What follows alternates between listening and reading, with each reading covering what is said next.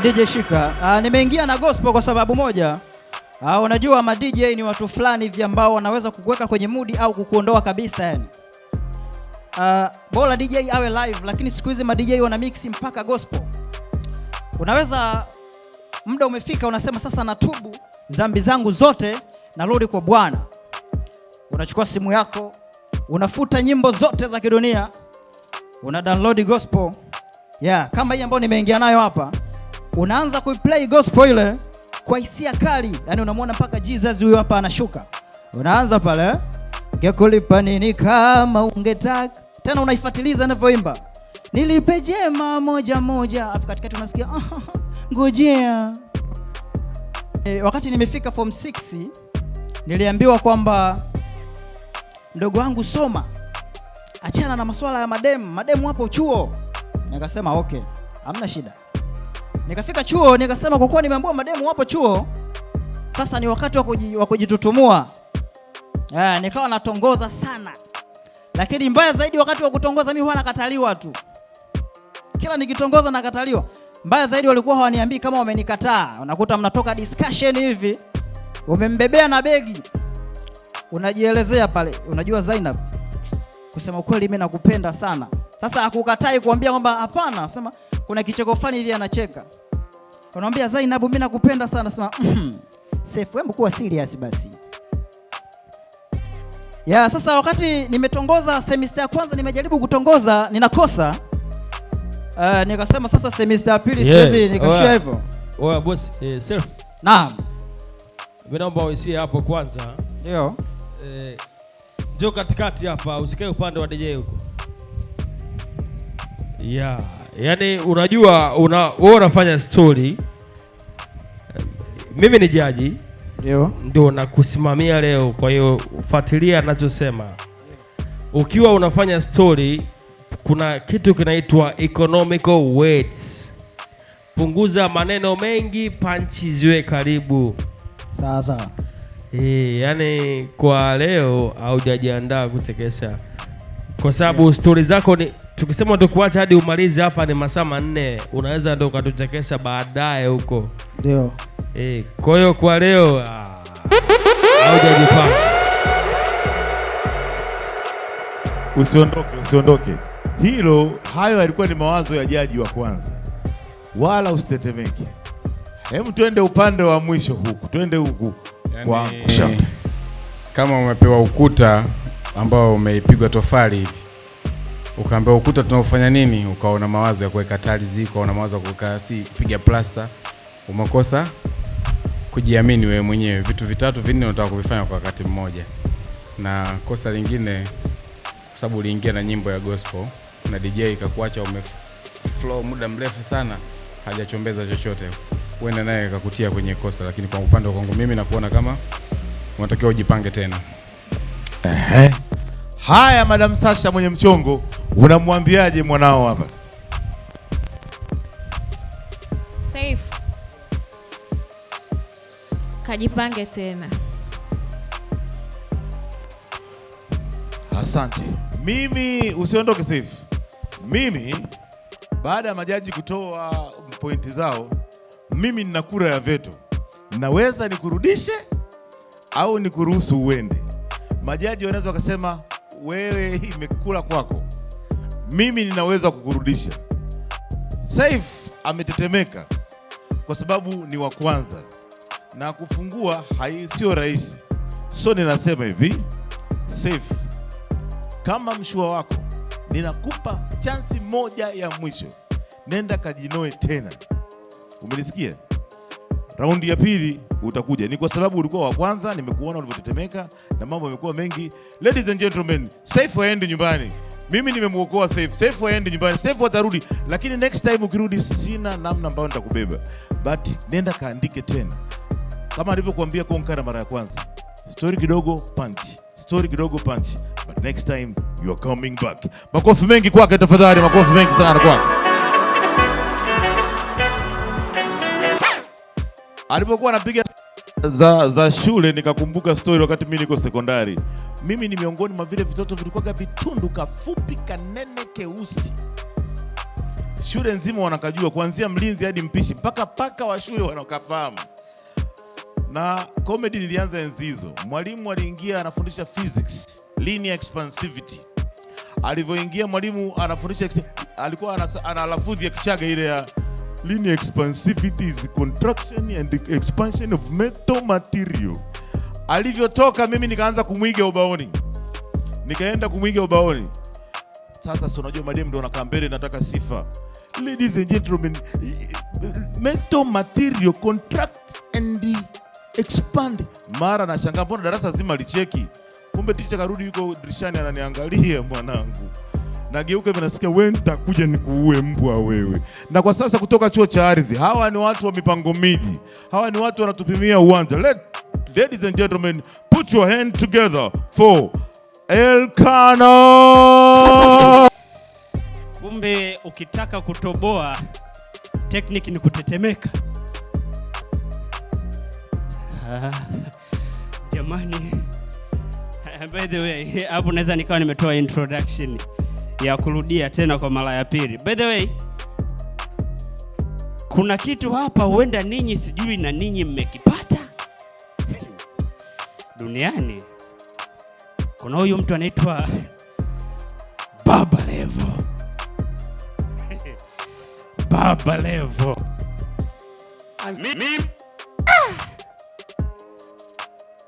Ebu tupe kidogo. Mimi Clayton Revocatus Chipando, Baba Levo, kwa heshima kubwa naahidi. Ebu shika kidogo. Ila msijari jamani, msijari. Akili. Tunatumia ubongo kufikiri. Ila sasa leo nataka niwape kakitu kadogo tu. Kuna aina nyingi sana za wadudu. Kuna viroboto, zina sifa zake. Kuna kunguni, zina sifa zake. Zinakaa sehemu chafu hivi, zinakuganda, ndio, zinakunyonya damu, lakini huyu chawa mimi kanishangaza. Chawa unafika hadi bungeni mzee.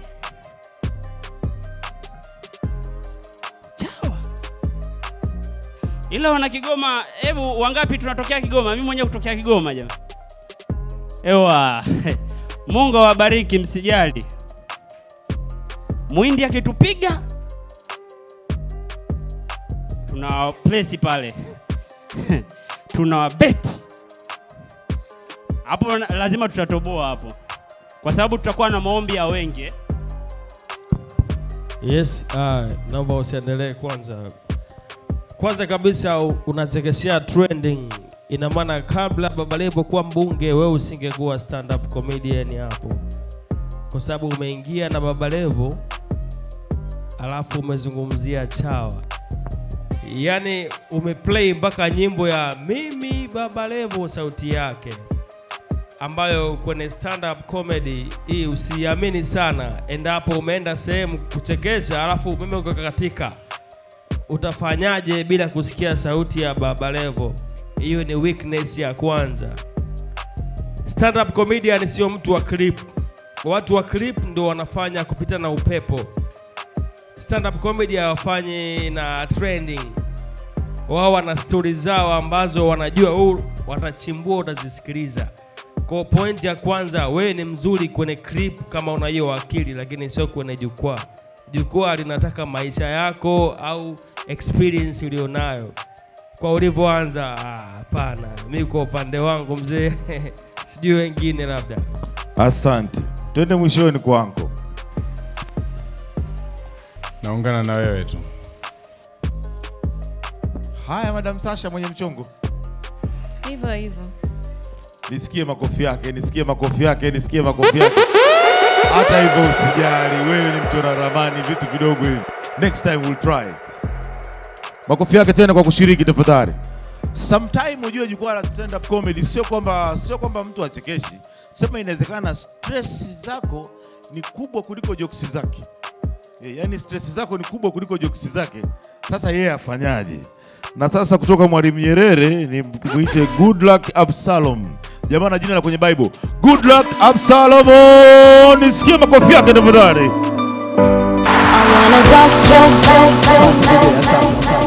Asante. Unajua kuchezea mashine vizuri. Inaonekana kwa tunajua kuzichezea. Habari za saizi? Natumaini mmefika mpo salama. Bwana, kuna siku moja nimechagua nikaenda zangu Sumbawanga.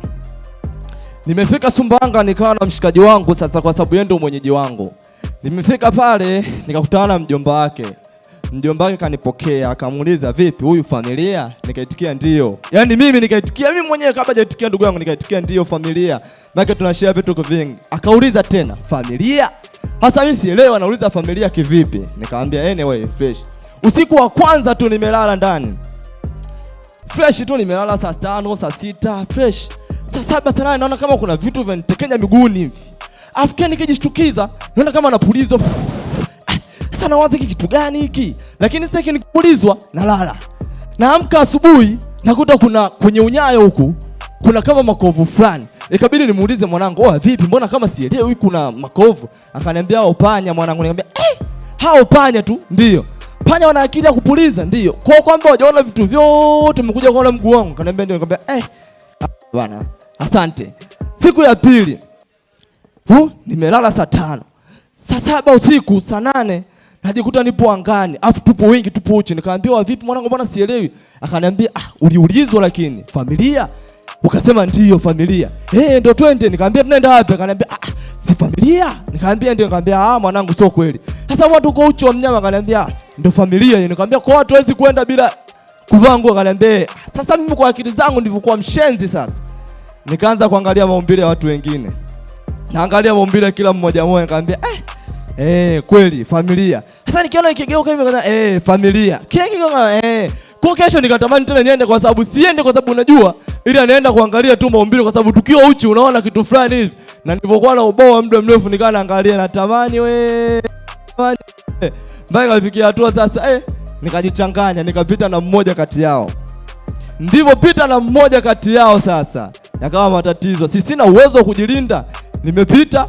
Baada ya kupita yule kuna kiali fulani hivi nikaona kuna mstari hapa. Unajua wale mama wajawazito wale kuna huyo na mstari fulani kama mimi nimekaa muda mrefu nikakuta mbona kuna mstari hapa naashiria kama ujauzito. Kwa kwamba nilipopiga kule kitu kimehamia kwangu. Kwa kwamba nilikuwa najipiga mwenyewe ama mpaka nikajishtuka nikaona huko mbona kama sielewi. Kwa nilikuwa najipiga mwenyewe. Unaona? Katika kitu kingine bwana katika majiji ya Dar es Salaam na mikoa mingine maisha yametofautiana sana. Umeona? Kwa mfano maisha ya kishua. Yes, asante. Si hapo kwanza, sio vibaya. Wewe ni storyteller, unafanya story. Ni kuna story usiongee vitu 100 ndani ya dakika 2 au 1. Unamchanganya anayekusikiliza. Alafu unapoongea kuhusu uchawi wa huko usipige chumvi nyingi. Yaani bwana leo tu nikapiga nikavaa kofia yaani wewe ni mtu wa story lakini fanya research na story zako hata kama ukidanganya wasijisikie vibaya wenye hilo kabila. Unaelewa? Kwa hiyo wewe hapo ni issue ni moja. Unapenda kufanya story. Wewe ni stand up comedian ambaye ni storyteller ila hame kwenye mada. Yaani muda mchache umeongea vingi ambavyo hata mimi sijaelewa unamaanisha nini. Kama ukiongelea mfano sebule, ongelea friji, ongelea pazia, ongelea pasi, ongelea dining room, ongelea nini. Usianze kuhama. Eli story usibadilishe haraka. Unanichanganya naye kusikiliza. Asante uncle. Kwa mimi kwa leo relax kwanza. Next time jitahidi kuandika story vizuri. Asante. Mimi naomba rudie jina lake kulitaja kwanza. Kwa majina anaitwa Goodluck Shadrack Absalom. Natakiwa ulifanyie kazi jina lako. Umeingia Sumbawanga lakini kupiga story ya uchawi yani unajua sisi wenyewe wanga fulani. Haingii. Asante. Madam Sasha. Ana nafasi ya kurudi tena. Umemwokoa? Umemwokoa. Ana kitu. Brother, madam amekuokoa. Mimi nilikuwa nakutupa. Lakini kwa sababu madam amekuokoa, basi nenda kaandike tena. Mimi ni storyteller pia. Mimi jokes zangu ni nyingi ziko kwenye story. Kaandike upya. Malaika wako wana nguvu sana. Nisikie makofi yake tafadhali. Gregory Joshua kutoka IFM. Gregory Joshua. Johnny. Au. Johnny. Au sio? Kuna neno kama binadamu wote ni sawa. Kwanza hili neno lenyewe haliko sawa. Watakiwa tuambie binadamu wote ni sawa kwenye nini? Wakitupia binadamu wote ni sawa kwenye 1 2 3 kaelewa, kumbe hili neno linamaanisha binadamu wote ni sawa hapa. Kwa mimi ninavyoona, itakiwa iseme binadamu wote ni sawa tukiwa uchi. Kabla mjanijaji, hakuna aliyozaliwa na nguo. Unajua nguo inaweza kukupa thamani ambayo wewe huna. Yaani nguo inaweza kukufanya uonekane mtu wa maana au inaweza kukufanya uonekane mtu wa hovyo. Yaani mtu tu akikuangalia jinsi ulivyovaa tayari anakucategorize anapojua yeye huyu ni mweke kwenye kundi fulani. Hata mwanamke unaweza kujiona wewe una shape.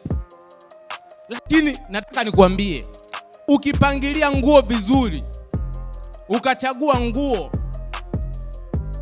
unaonekana una shape. Wanaume, hata hilo kalio unaolitamani ni kwa sababu lipo kwenye nguo. Promise me. Okay. Promise you. Wewe unajua uko vizuri. Kabla hujaendelea. Yani umeelezea, unajua unachokielezea tunategemea kusikia mbele. Wewe unaweza kuandika story na ika make sense. Unaelewa? Wewe kwenye kuandika uko fresh.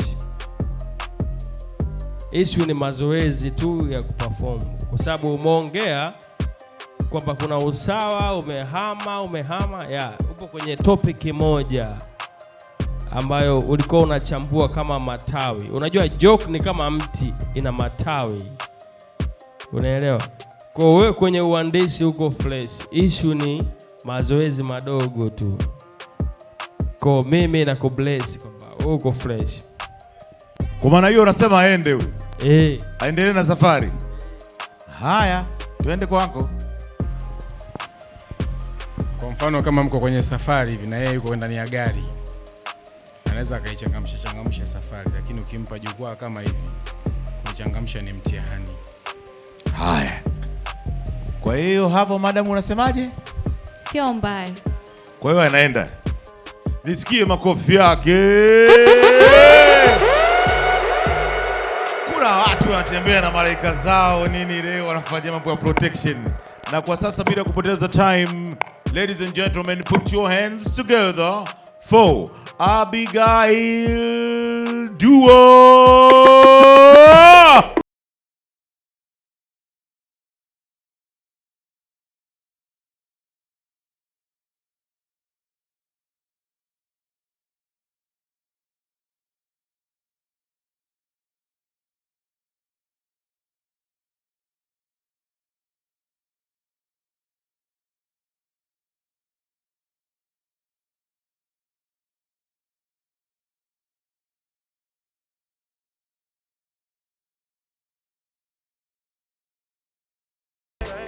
Wanaume, sijasikia vibesi. Wanaume, mimi nachoambia, siku zote mwanamke mrefu asokuwa na kalio ni sawasawa na mstimu.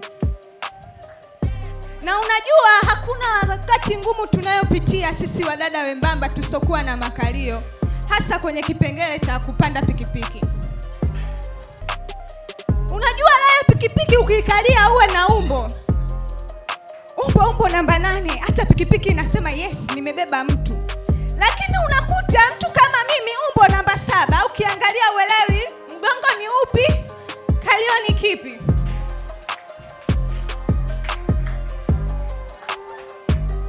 Kwa hiyo unakuta natumia nguvu ya ziada ya kujibinua. Huku najibinua, huku kichwa kinajiangalia kwenye kioo cha pikipiki.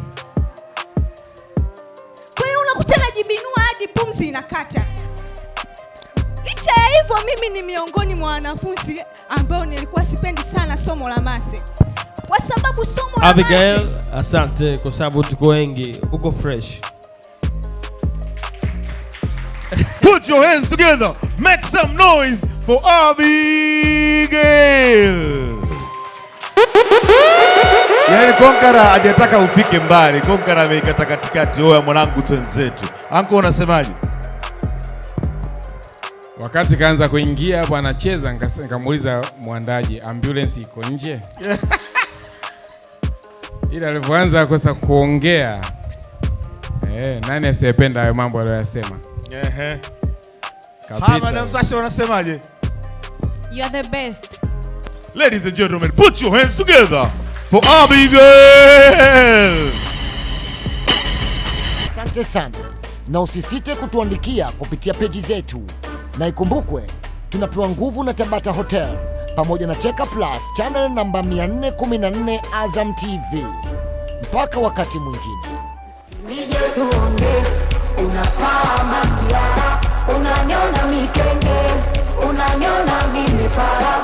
Sieni wanangu sieni, hatuma ya kutolea lakini sieni, nauli yake na Shandapa, Taiwana Maragana Gaula, Tashkantan,